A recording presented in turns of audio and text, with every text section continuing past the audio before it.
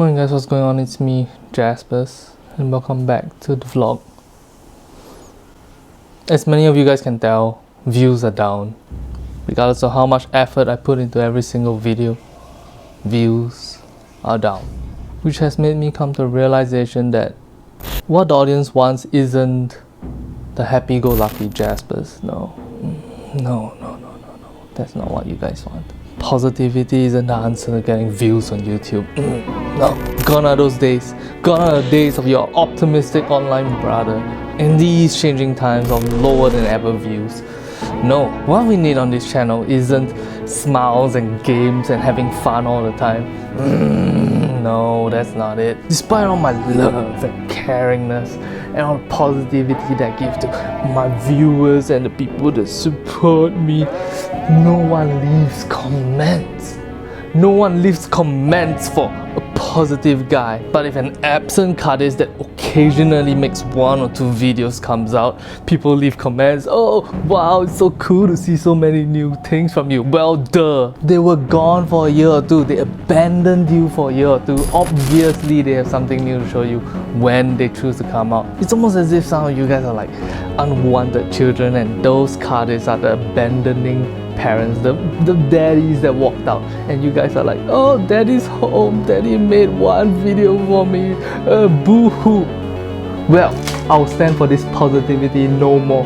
No longer am I your online brother. None of that shit. If positivity and helpfulness won't open your eyes to what's going on around you, I will open your eyes. I will show you what's going on. No. Your online brother is no longer here to tell you what's going on. Your online brother is no longer here to tell you and protect you from being bad people around you. No, from now on, I'm no longer your online brother. What's the truth and what I really think about these shams going on in the world? From now on, you can call me Bad Boy Jaspas Deck.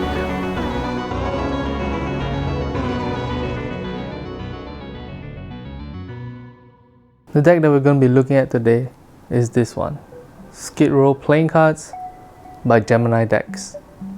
Let's open up this cellophane.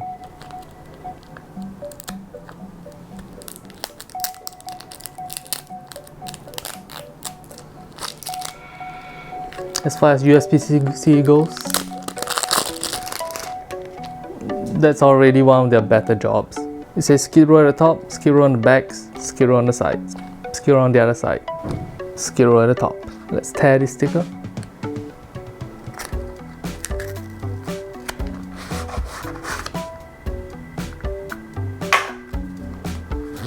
Let's take a look at the first Joker. This is what it looks like. The second, one of them features a king on the faces, and the other one, a jack. 2 ad cards. One of them features my favorite card, the Jack of Spades. The other one is a card that simply says Skid Row. It's almost as if the designer of the deck, Thomas Pinson, really wants you to remember the word Skid Row.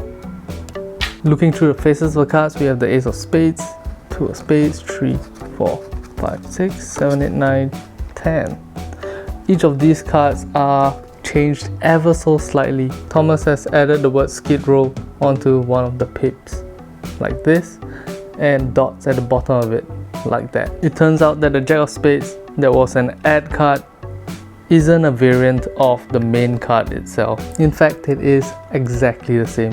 Ace of Diamonds is a nice teal color. 2, 3, 4, 5, 6, 7, 8, 9, 10, Jack, Queen, King. As per usual convention, the rest of the cards are thematically similar to the previous ones. Naturally, this is to be expected because you don't really want the entire deck to be completely different across the board. You do want a deck of cards that's one cohesive look from start to finish. The deck is made of a crushed stock fans as you would expect USPCC playing cards. The smell, just like USPCC.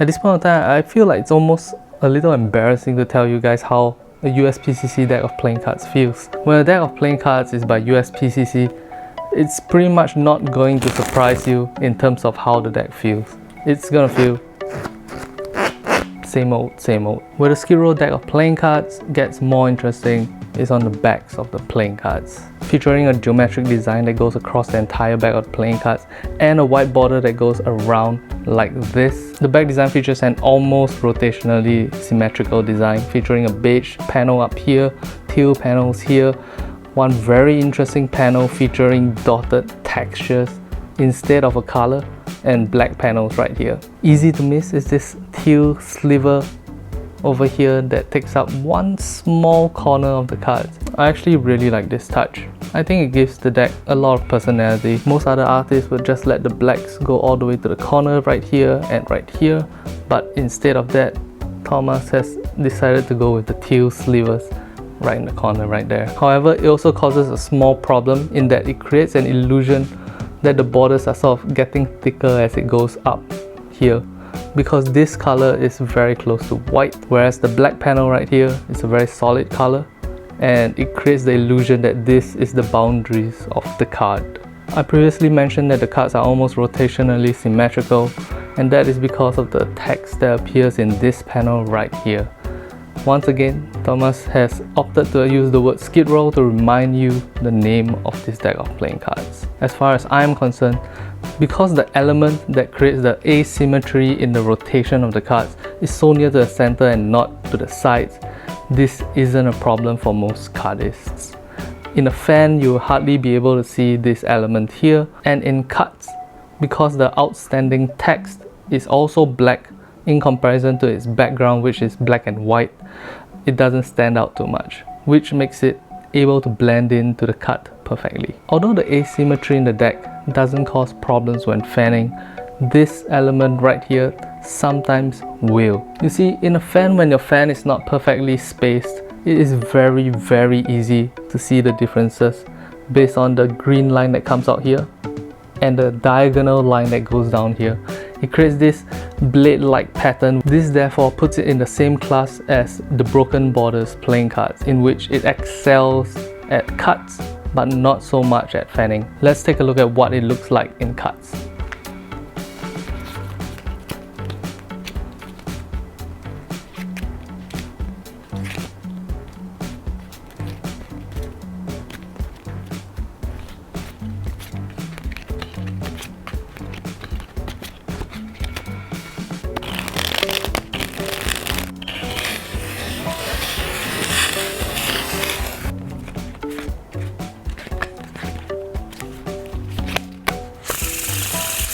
Okay, so you've seen what the Skid Row deck of playing cards looks like in movement, especially in cuts.